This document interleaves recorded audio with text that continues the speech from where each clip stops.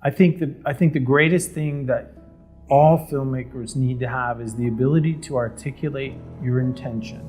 They want somebody who's going to definitively say, here's what we're going to do, and this is going to be righteous and God-fearing, and that's the way it has to be. And I'm not going to allow your hangover to influence how I'm going to cut the scene.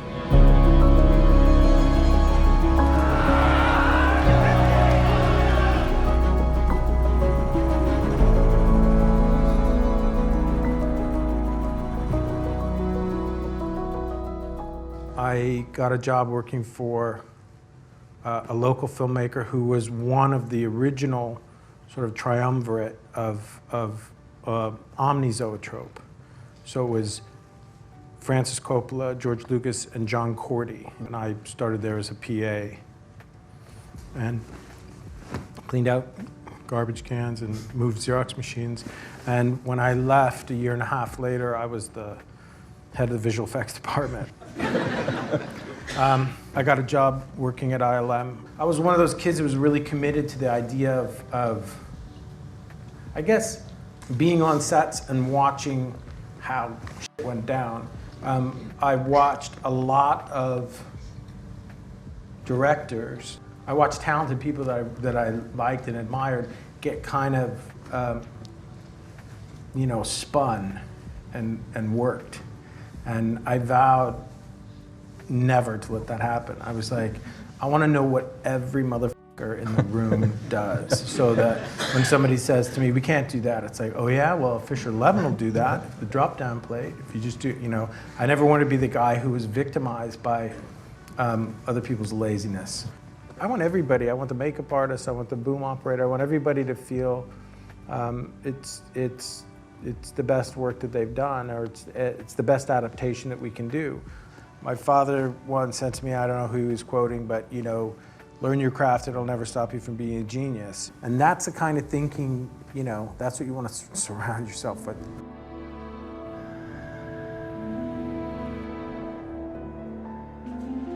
You're wrangling a circus that has to, over the course of 100 days, this movie took 106 days to shoot.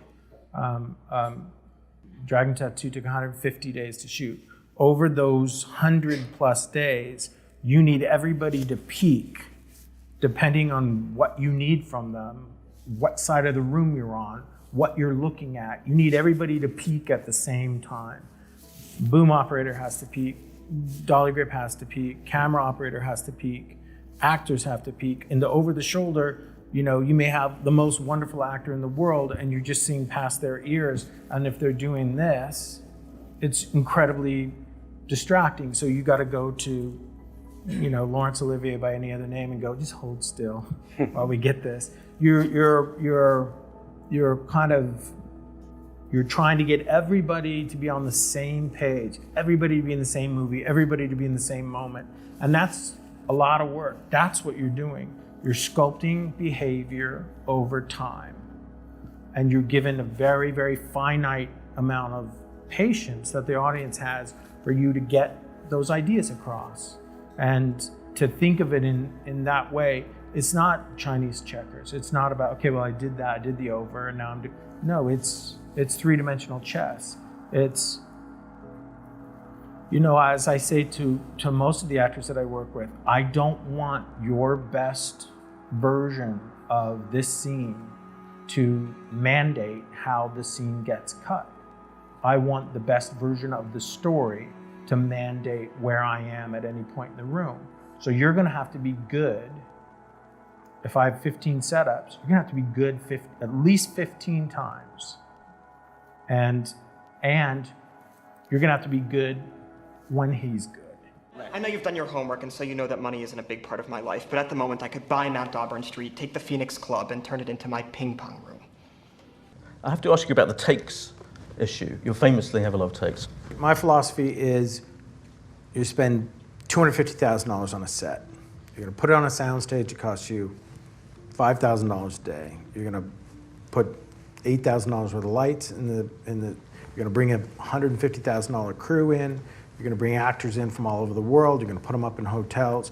They're going to come there, and the idea is to get them out as soon as possible. Who wants to live like that? If I fly you in from Iceland and you're supposed to do one day, I want to make sure that we get it.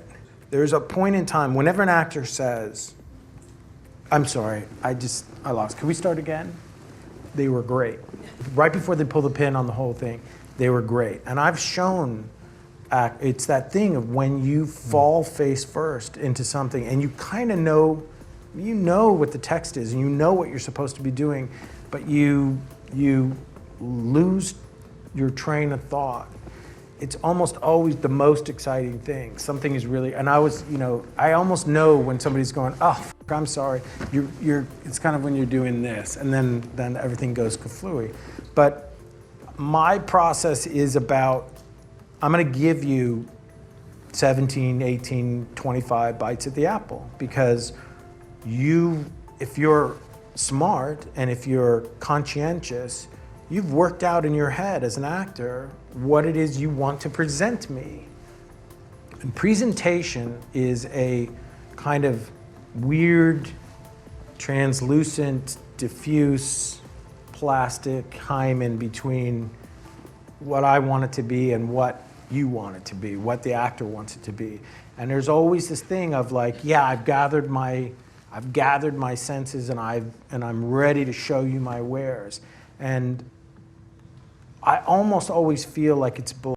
I almost always feel like it's controlled. And so what I want to do is go, great, show me that. We shot 7 takes. Okay, now let's start. Are you done? Because I know you won the Oscar last night in the tub and you figured out what this is going to be, but now I want to challenge. Now I want to get beyond muscle memory. I want you to know exactly where to sit in that chair. I want you to be really comfortable because it's your home. And so you come in, you throw your coat on the couch. When you've done that 15 times, it starts to look like you live there. I think the greatest thing that all filmmakers need to have is the ability to articulate your intention. Because if you can do that, and you're going to need to do it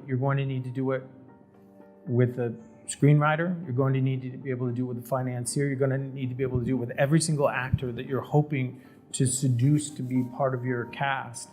You're going to have to do it with the marketing people. You're going to have to do it with publicity. You're going to have to be able to explain why your film needs to be treated in a different way, why it needs to be understood that it's not whatever everyone thinks it is. That is more important. I mean, I feel like more important than the legal ability to be able to say, I don't have to listen to you,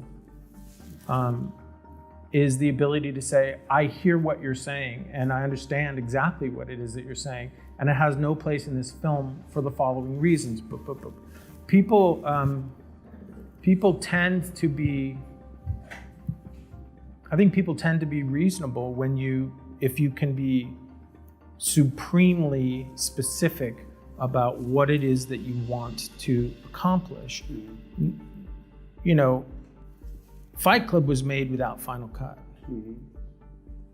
You have to work within, there are a lot of people who are going to stand between you and what it is that you want to do. Some of them are going to be people that you search out and that you beg to be a part of your project. And they are going to have a difference of opinion. And they're going to think that you're an idiot because you want it to be done this certain way. You're going to come up against that. It's not just the financiers. And you're going to have to be able to tell them your story, and you're going to have to win them over. And that is so much more important than the ability to take someone to court and tie up the release of a movie in litigation. It's so much more important to be able to seduce and cajole and reason and thrill people with what your intention is. It's so much more important than the ability to say, I don't have to listen to you.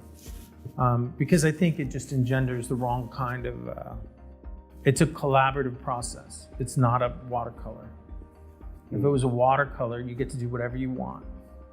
When watercolors cost $90 million, you got a lot of people that, or you're gonna have to get on the same page, and that's your responsibility. First rule of Fight Club is, you do not talk about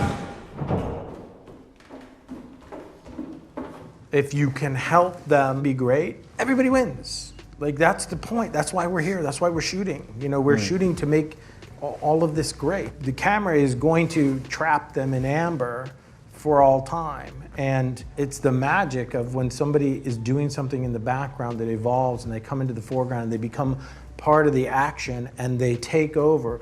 I have to create an environment where they can do that. And that may mean being unkind to get everybody's attention so that we understand we're not going to save this in coverage.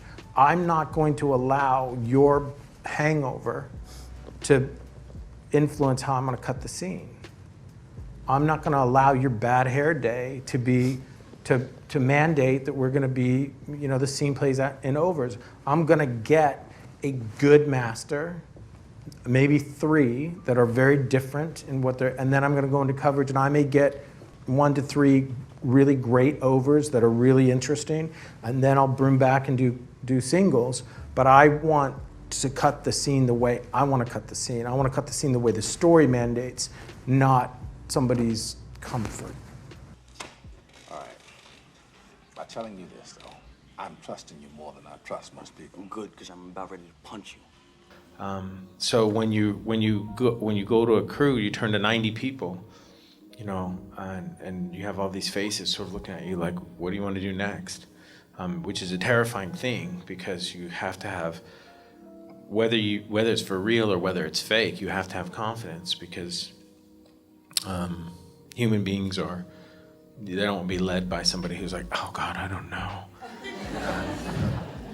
What do you guys think? You know, they want somebody who's going to definitively say, here's what we're going to do, and this is going to be righteous and God-fearing, and that's the way it has to be. And so it takes you 10 or 15 years to get comfortable enough to just go, dude, it's my way or the highway. You know, you have to be able to do that. And so I've spent, I mean, it wasn't until I was 40 that I could kind of go, here's what we're doing, here's exactly what we're doing, here's all I want, and mean it, and people would sort of go right away. And so the last 8 years have been, you know, figuring out how to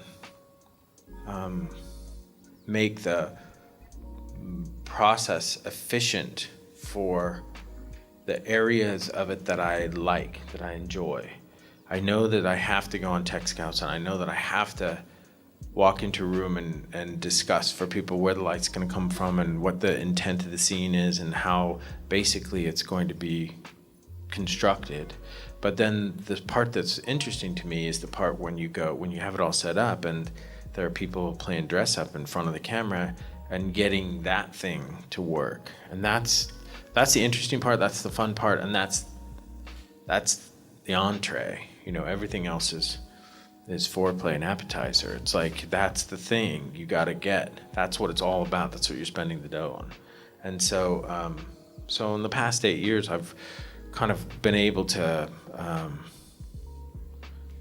I guess, make the process work for me a little bit better, make it work for me a little bit more, so that my energy is spent on the shooting of the minimal amount of takes that it requires to complete a setup.